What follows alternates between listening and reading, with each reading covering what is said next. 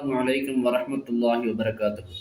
நவீனத்துவம் வளர்ந்துவிட்ட இந்த காலகட்டத்தில் நிறைய முஸ்லிம்களுக்கு, குறிப்பாக பெரியவர்களுக்கு கூட நாம் பின்பற்றுகின்ற நம்முடைய நபிகள் நாயம் ஸல்லல்லாஹு அலைஹி வஸல்லம் அவருடைய பெயர் என்ன என்று கூட தெரியாது. பல பேருக்கு தெரியாது.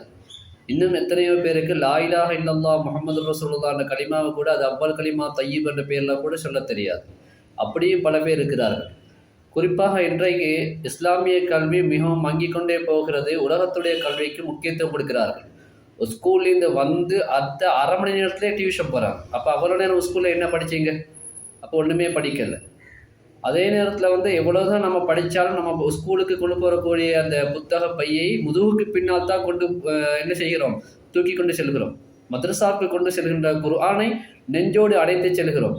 இது எதை காட்டுகிறது சொன்னால், துன்யாவுடைய கல்வி முதுகுக்கு பின்னால் எங்களுடைய மௌத்தோடு நின்றுவிடும்.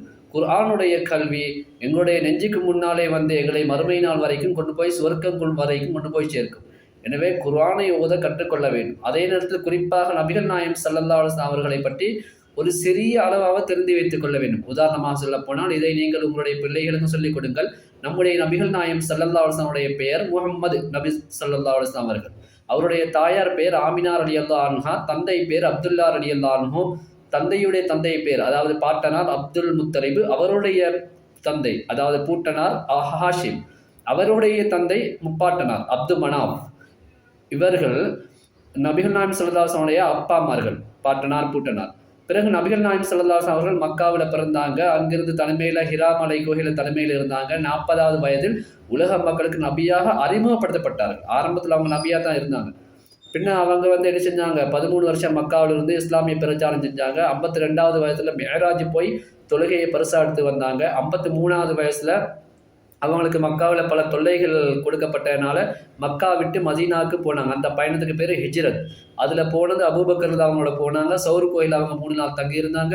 10 வருஷம் மதீனாவிலே தங்கியிருந்த அவர்கள் அந்த மதீனாவிலே இஸ்லாமிய பிரச்சாரம் செய்துவிட்டு 63வது வயதில் அங்கேயே வஃபாத்தாகி மஸ்ஜிதுன் நபவியில் நல்லடக்கம் செய்யப்பட்டார்கள்.